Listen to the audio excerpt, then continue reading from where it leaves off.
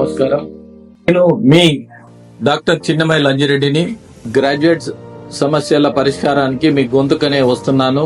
మీ మద్దతు నాకు అందించి నా అభ్యర్థిత్వాన్ని బలపరిచి మొదటి ప్రాధాన్యత ఓటు వేసి గెలిపించాలని ప్రార్థిస్తున్నాను. భారత్ మాతాకి జై. సరే, నేను గంభీరంగా మౌనంగా చూస్తున్నా. నేను కొడితే వట్టి కొట్టు నాకు అలవాట్లేదు కదా. చూద్దాము.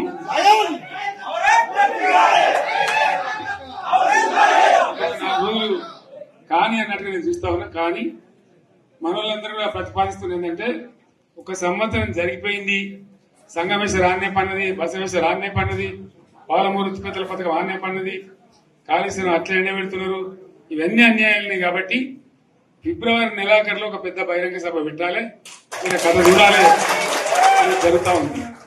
కాబట్టి మీరు కూడా పెద్ద ఎత్తున దయచేసి ఆ సభకు కదిలి రావాలి. చాలా దూరమే ఉండదు. ఆ రకంగా తెలంగాణ శక్తి ఏందో మరొకసారి చూపించి వీళ్ళ మెడలు వంచి ఇప్పుడు సాధించాలి. భవిష్యత్తు కోసం కూడా కొట్టాడకు మనం సిద్ధంగా ఉండాలని తెలియజేసుకుంటూ, పరమేశ్వర్ గారికి అంతటి లోకమంత్రం ఇది. ₹1,00,00,000 భూమి ఇప్పుడు 50 లక్షలు కట్టుకోలేదు.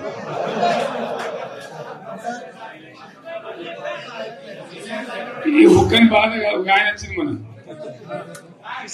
ఒక ఆయన ఒక 10 మంది వచ్చారు హైదరాబాద్కి. అందులోకి 2 ముస్లిం సోదరులు వచ్చారు.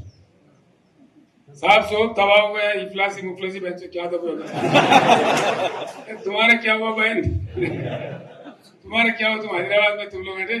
मेरा कारोबार है साहब, मेरा छोटा मोटा कारोबार है, होटल भी है, 70% गिर गया.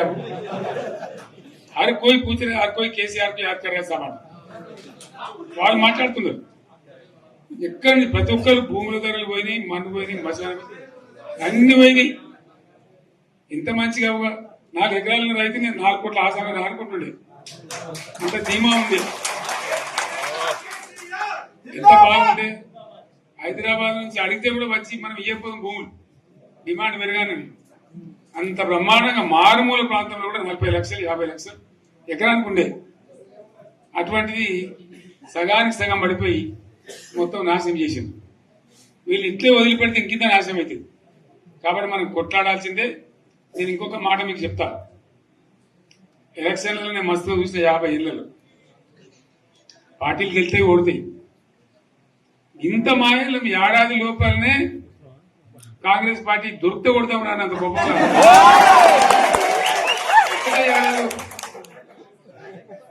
ఇంకా వాళ్ళ బొంద తెలివికి నిన్న వారి పార్టీ మంది పెట్టాలి, అదేందో పోలింగ్ పెట్టిన వాడు చూసారా మీరు? ఆ పోలింగ్ పెడితే 70% మనకు వచ్చింది, 30% మనకు. వాడు పెట్టింది, మనం పెట్టింది కాదు. 75 ఇది పరిస్థితి. అదే నేను ఏమంటున్నా అంటే, ఫామ్ హౌస్ అంటే ఏముంటది, వారి ఉంటది, మాకు ఉంటది, అలా ఉంటది. కాంగ్రెస్ వాళ్ళు అంతా మనిషి చేస్తే పారబడి తవ్వచ్చు కూడా లంగత. దీన్ని ఫామ్ హౌస్ అని మనం బదనాలు చేసి అంతే కదా. నేను ఏమంటున్నా అంటే, అన్ని మబ్బులు వీడిపోయినట్టు ప్రజలకు అన్ని తెలిసిపోతున్నాయి. మంచి ఏంది, చెడ్డ ఏంది, ఏం జరిగింది అన్ని ఇంకా ఘోరమైంది నేను చెప్తున్నా. వీళ్ళ తెలియదక్కతనానికి ఏమైంది, నిన్న మొన్న రిపోర్ట్ వచ్చింది. Comptroller and auditor general of India అని కాగ్ అంటారు దాన్ని. కాగ్ రిపోర్ట్ వచ్చింది. పోయిన సంవత్సరం మన గవర్నమెంట్ లో వచ్చిన ఆదాయం కంటే 13,000 కోట్ల రూపాయల ఆదాయం తగ్గిపోయింది. ఇంకా మార్చి పోయే వరకల్లా ఇంకో 3-4 కోట్లు అవుతుంది. అంటే 15,000 కోట్ల ఆదాయం పోతుంది. మన గవర్నమెంట్ ఉన్నప్పుడు ప్రతి ఏడాది 15,000 కోట్లు పెంచుకుంటూ పోయింది. ఏడాది 10 నుంచి 15,000 కోట్ల ఆదాయం పెరిగేది మన టైంలో. అంత జాగ్రత్తగా మనం వ్యవహారం చేస్తాం. ఇలా ఉల్టా 15,000 కోట్లు పడిపోయింది. ఇంకా వాడేమిస్తాడుగా,